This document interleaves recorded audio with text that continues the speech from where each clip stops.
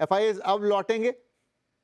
हाँ, बिल्कुल, मैं एक एक बात मैं कहूँ कि एक्टिव एफआई मैनेजर जो होते हैं ना, उनकी बेंचमार्क होती है एमएससीआई इंडिया इंडेक्स, हम्म। जो एक लार्ज कैप ओरिएंटेड इंडेक्स है। और जैसे सबको पता है, लार्ज कैप इंडेक्स में 30 टू 35% आपको बैंकिंग एंड फाइनेंशियल सर्विसेज का शेयर है। तो अगर उनकी बेंचमार्क में ये कंपनियां की नंबर्स, क्योंकि ये 2.5 लाख करोड़ का सीआरआर कट जो है ना, उसको सब लिक्विडिटी के तौर पर देख रहे हैं, मगर उसके अंदर कुछ छिपी हुई चीजें क्या है वो। अरे ये 2.5 लाख करोड़ बैंक्स आरबीआई को बिना कोई ब्याज के दे रही थी, तो वो उनके सीधे, अगर उन्होंने कुछ पास ऑन नहीं किया तो समझे कि होल बैंकिंग सिस्टम का प्रॉफिट 2.5 लाख करोड़ बढ़ जाएगा।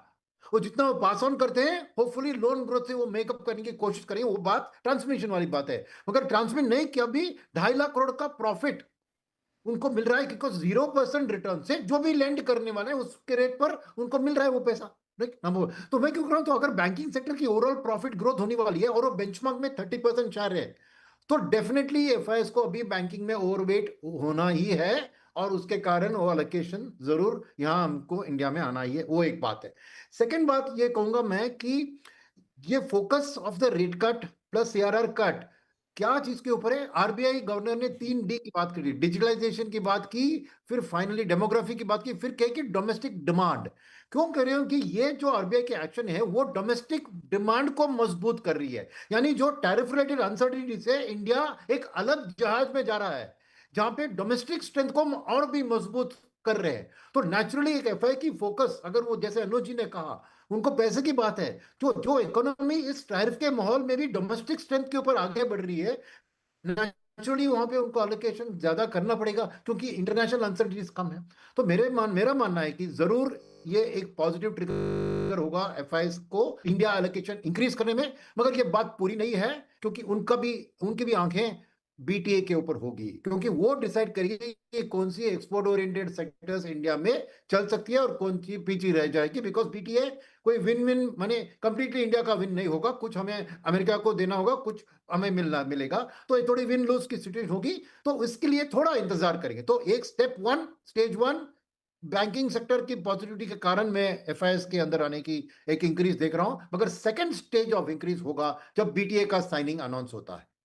भारतीय बाज़ारों में जिस प्रकार की स्थिति अभी बनी हुई है, काफ़ी पॉजिटिव स्थिति है, क्योंकि भारतीय बाज़ार लगातार तरीके से अच्छी खासी तेज़ी ही दिखाते हुए नज़र आ रहे हैं। जो इतने दिनों का कंसोलिडेशन था, वो आरबीआई गवर्नर ने थोड़ा ऐसे सिचुएशन सीआरआर और रेपो रेट में कमी करके बहुत ज़बरदस्त डिसीजन लिया।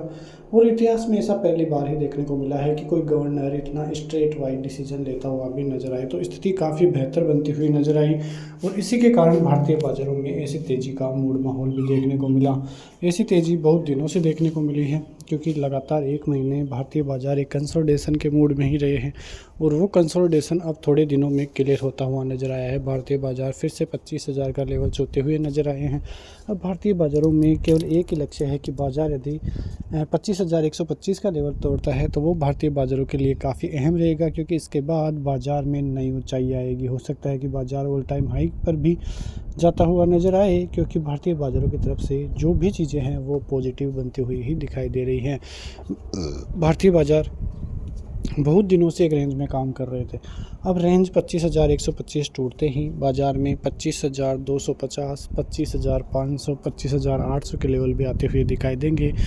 वहीं सपोर्ट जोन की अब बात करें तो कल का लो भारतीय बाज़ारों के लिए अहम सपोर्ट जोन साबित होगा, और यदि अब वो लो टूटता है तो फिर भारतीय बाज़ारों के लिए फिर से संकेत नेगेटिव होंगे। वरना एफआईआईज की भी बाइंग अब धीरे धीरे आना स्टार्ट हो चुकी है, और यदि भारतीय बाज़ारों में एफआई जब सेलिंग करते हैं तो वो ट्रैप होते हुए ही नज़र आएंगे, क्योंकि कल भी भारतीय बाज़ारों में एफआईआईज ट्रैप ही हुआ है, क्योंकि ऊपरी स्तरों से एफआईआईज सेलिंग का काम करता था, और वो सेलिंग का काम उनके लिए काफ़ी गले की फांस बनता हुआ भी दिखाई दिया है। अब देखना ये है कि आने वाले दिनों में भी एफआईआईज बाइंग करते हुए नज़र आते हैं, या ऐसे ही भारतीय बाज़ारों में वो फिर से सेलिंग करते हुए नज़र आएंगे। जिस प्रकार से गवर्नर ने निर्णय लिया है भारतीय बाज़ारों में, वो काफ़ी पॉजिटिव संकेत हैं, और जिस प्रकार से क्वार्टरली रिजल्ट आए हैं वो भी भारतीय बाज़ारों में काफ़ी पॉजिटिव आए हैं। उसके अलावा भी आप देखिए इकोनॉमिक फ्रंट पर भी भारतीय बाज़ार काफ़ी ज़बरदस्त कारोबार कर रहा है। इंडियन इकोनॉमी को देखिए तो वो भी सुधरती हुई नज़र आ रही है। जो जीडीपी रेशियो है वो भी अच्छा खासा इंक्रीमेंट देखने को मिल रहा है। महंगाई में कमी देखने को मिल रही है। तो इन सभी चीज़ों की वजह से ही भारतीय बाज़ारों में स्ट्रेंथ भी नज़र आती हुई दिखाई दी है, और ऐसे ही यदि आगे भी स्ट्रेंथ रहती है तो वो भारतीय बाज़ारों के लिए काफ़ी ज़बरदस्त काम करता हुआ नज़र आएगा, और आने वाले दिनों में भी भारतीय बाज़ार काफ़ी ज़बरदस्त तेज़ी दिखाते हुए भी नज़र आ सकते हैं। तो ये सभी चीज़ें भारतीय बाज़ारों को काफ़ी पॉजिटिव बनाती है। तो ऐसी खबरों के साथ मिलते हैं नेक्स्ट वीडियो में, तब तक के लिए जय हिंद।